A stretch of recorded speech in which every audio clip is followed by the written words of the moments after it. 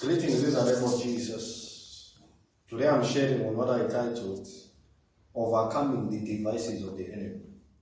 Overcoming the Devices of the Enemy. And we're going to read Revelation chapter 12, verse 11. It says, "And they overcame him by the blood of the Lamb and by the word of their testimony. And they loved not their lives unto the death." They overcame him by the blood. I want you to understand, I want you to have this understanding. They overcame him by the blood. Before we speak of so many things surrounding that scripture, I want us to look at that one. They overcame him by the blood. To overcome that devil, you must know the place of the blood. The blood. They overcame him by the blood of the Lamb. If you read Hebrews 12, verse 24, the Bible says the blood of Jesus speaks of better things than the blood of Abel. The blood of Jesus has a voice. The blood of Abel was speaking vengeance. It was speaking revenge. But the blood of Jesus was speaking grace. So I want you to understand something, that when there is the blood of Jesus, there is safety. If you read Exodus 12, verse 23, the Bible says the angel of death was moving around Egypt. But when the angel of death saw the blood, it passed. That devil fears the blood of Jesus. Because at Calvary, that is where the devil was defeated. The devil has been defeated. They overcame it by the blood. For you to overcome Satan, the devices of the enemy, you must understand the place of the blood. When there is blood, there is victory. Where there is blood, there is deliverance. Where there is blood, there is freedom. You are not safe until you are saved. Your safety is in your salvation. If you want to be saved in this world, you must be saved. If you are not born again, you are not saved. Your safety is in your salvation. One of the proofs of divine interest is that the devil will target you. If God is interested in you, the devil will fight you. If God is interested in you, you must prepare yourself. You must understand something, that you become the target of the enemy. When you are on top, you are the topic. When people are busy fighting you, you must understand there is something special about your life. If you are nobody, no one will bother you. If you are going nowhere, no one will bother you. You might ask yourself, why are people against me? Why is this happening to me? You must understand this thing. If God is interested in you, the devil will target you. And one thing, I wrote it down, I said, the challenges of life have a way of pushing you to fulfilling your purpose.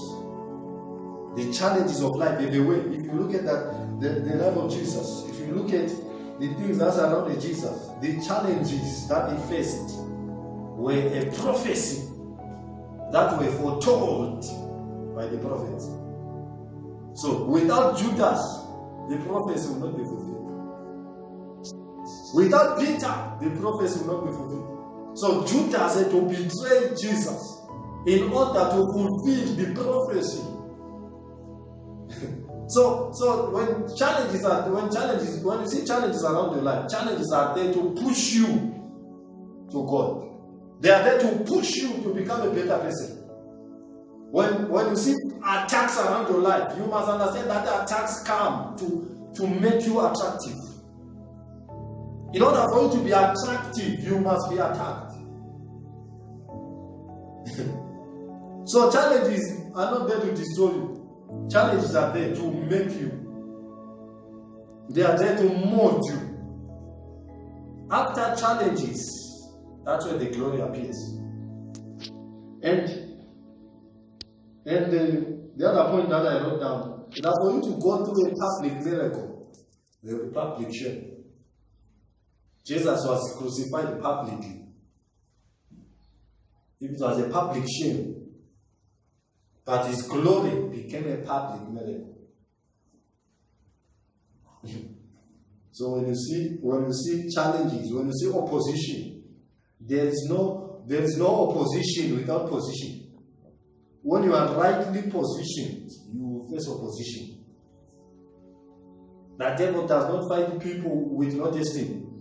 The reason why the enemy is fighting you, the reason why the devil is fighting your marriage, the reason why the devil is fighting your business, the reason why the devil is fighting even this nation, is because there is something special about you. There is something special. If you are not special, you will not be bothered. But because you are special, that's why you are attacked. But there is something that I love. They overcame him. If you read 1 John 3, verse 8, the Bible says, for this purpose the Son of God was made manifest, that he might destroy the works of the devil. He was made manifest. So Jesus came to destroy the works of the enemy. So have this understanding. You are above challenges. You are above attacks. You are above sickness. You are above diseases. I want to take this moment. I want to pray for you. If you don't know Jesus as your personal Lord and Savior, I want you to pray this. Say these words after me.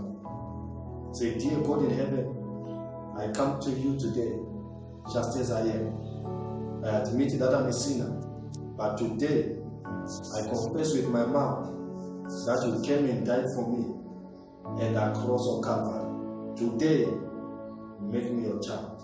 Write my name in the book of life. In Jesus' name.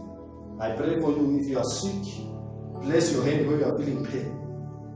I pray for you, the healing power of God touch you.